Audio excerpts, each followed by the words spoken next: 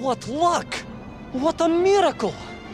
One moment I was rushing into the fetid tonsils of that horrible monster. The next, I was plummeting downwards to the jungle floor beyond its reach.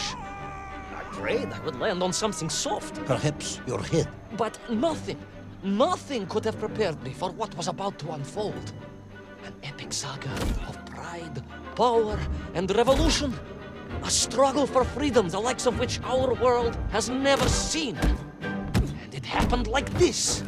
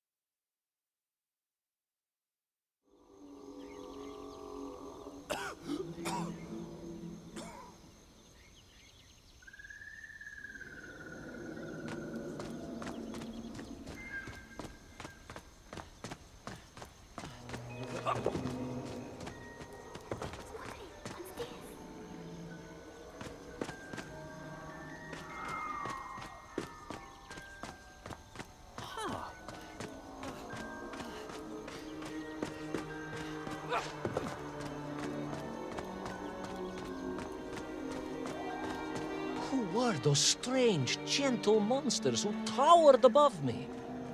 I could only guess they were the lost tribe of the Menkf, an earlier race of people. But why were they so fearful of those ancient gates that lay just beyond their village? And why did they seem to recognize me? Why?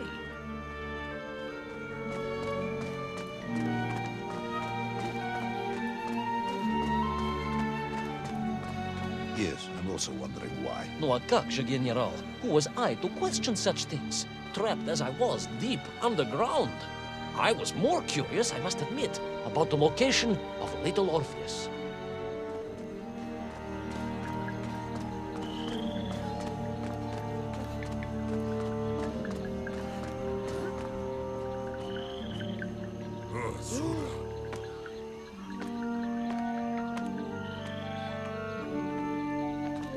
You talk of a great city, a mighty power.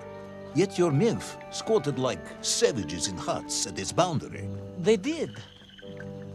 And the answer to that mystery lay beyond my grasp at that point. Because it was a wonder, it truly was.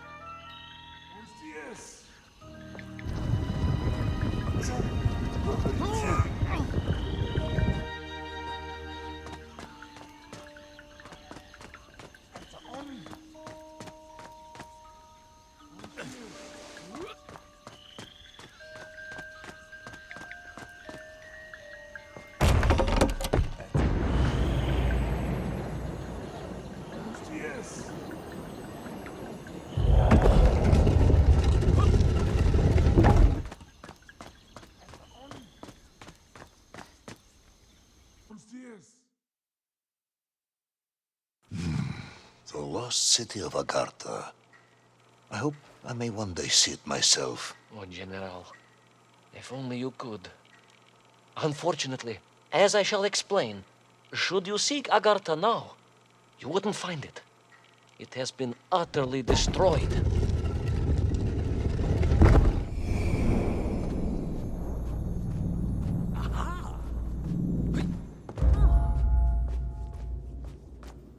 Utterly destroyed? Utterly, General, a tragic loss. A convenient loss. I imagine archaeologists weeping as I tell you. But most importantly, before we continue, you must understand one crucial fact about its destruction. Which is? It wasn't my fault.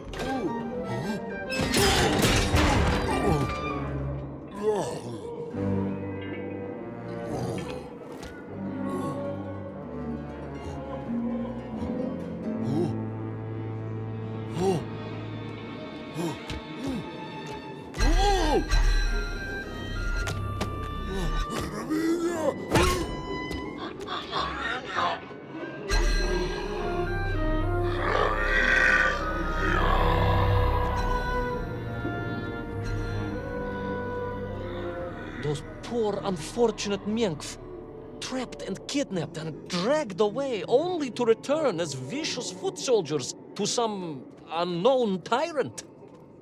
And yet, there was something familiar about the shtukovna they were forced to wear on their heads, which I was sure were being used to control and enslave them. And what was that? General, it curiously resembled the radio sets I used to tinker with as a child. Radio sets. It was very curious. It was very curious. It was extremely curious.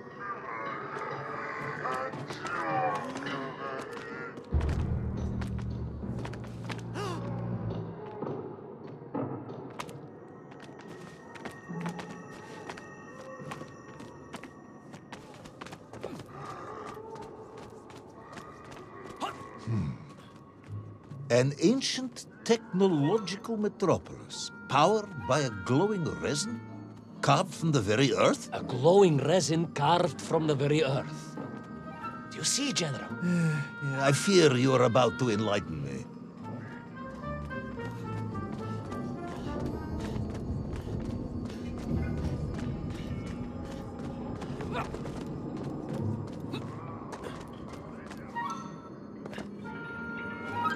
Little Orpheus must have been drained by the impact, but whoever had stolen it and brought it here was no doubt planning to use the Agarthan resin to charge up the atomic bomb, restoring the device to its full potential.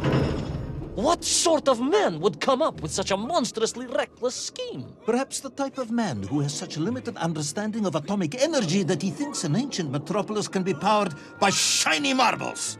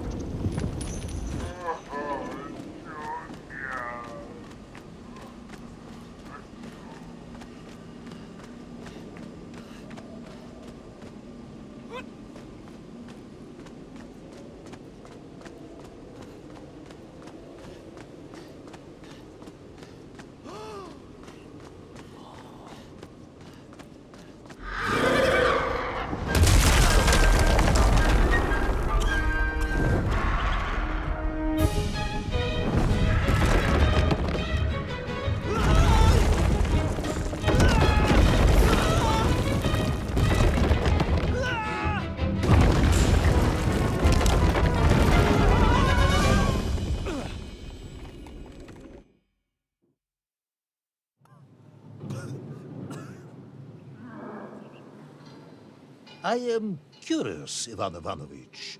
You talk and talk about this great subterranean city. Yet what you describe sounds strangely familiar.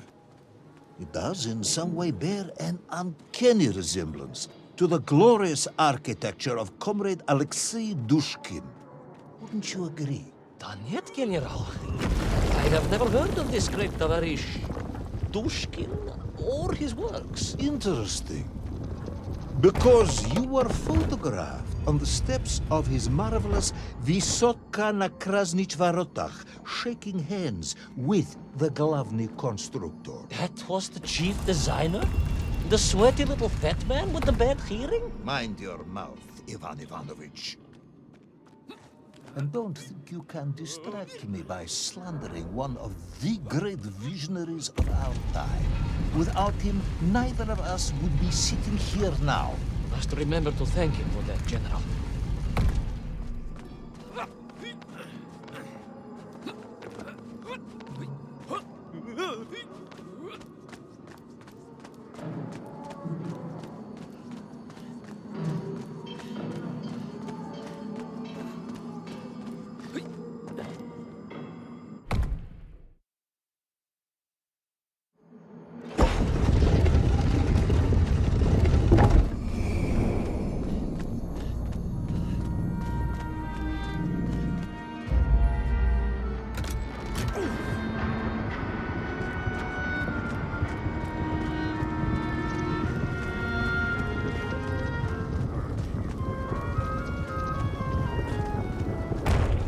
Those enslaved mink were trying to stop me.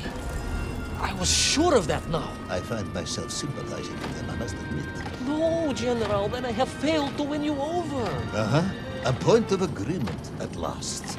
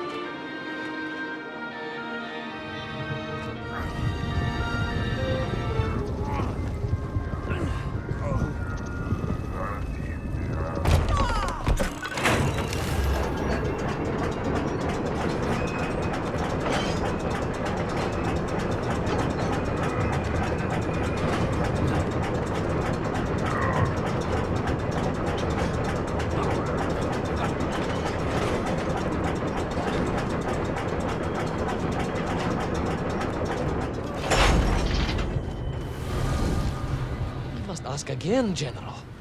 Are you mocking me? That would be unprofessional, comrade. I will try harder to convince you then.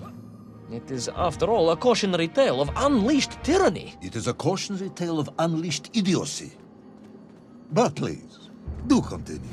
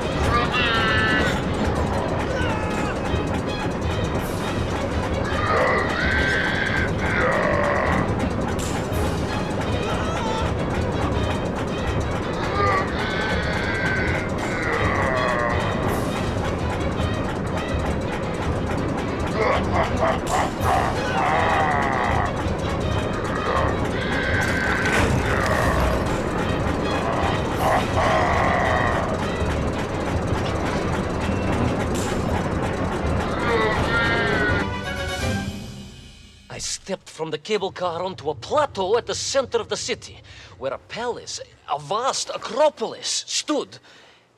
I was reminded of Chelyabinsk Sorok. May I ask how you know of Chelyabinsk?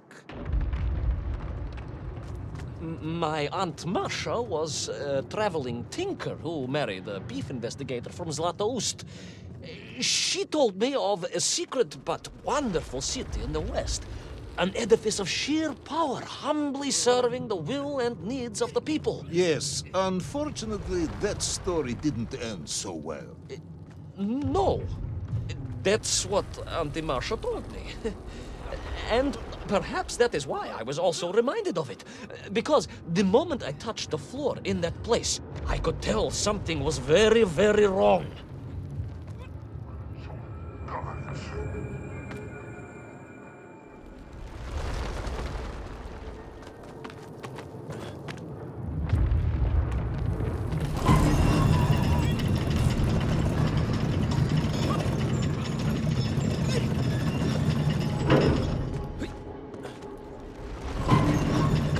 Began to shake alarmingly, and the whole city felt as if it was shuddering.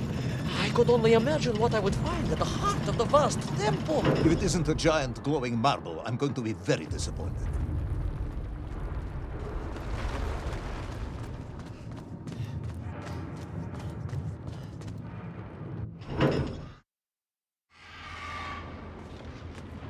A huge resin sphere that overshadowed all of the others. I caught glimpses through the twisted architecture. And it was then I saw him. Him? The thief? The enslaver, the tyrant, sucking the power from this wondrous city as he drained the very lifeblood of the ancient civilization and drew it into the atomic embrace of little Orpheus. With a song in my heart, I raced onwards to stop him.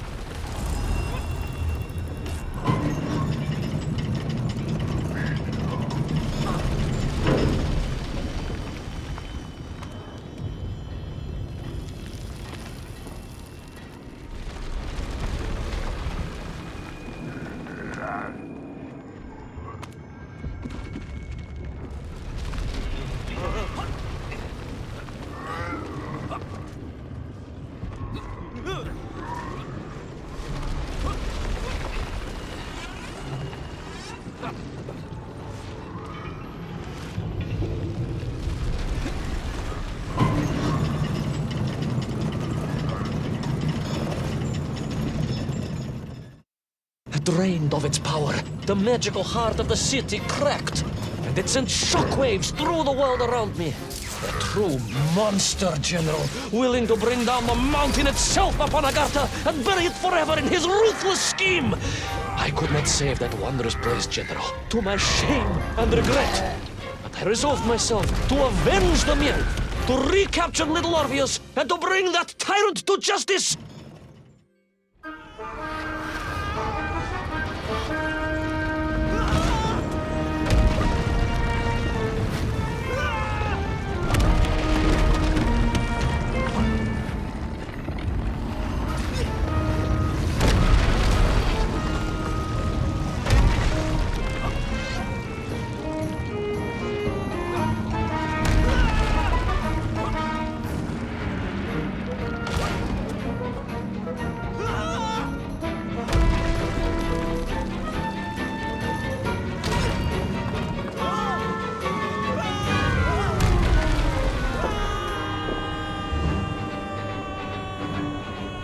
Will our plucky yet careless hero fall forever through those unknown skies? Will he discover the identity of the brutal thief commanding the army of the Menkth? What chance does he have of ever returning to his beloved homeland? How long can the general's patience last? All of these questions and more will definitely be answered in the next exciting episode of Little Orpheus!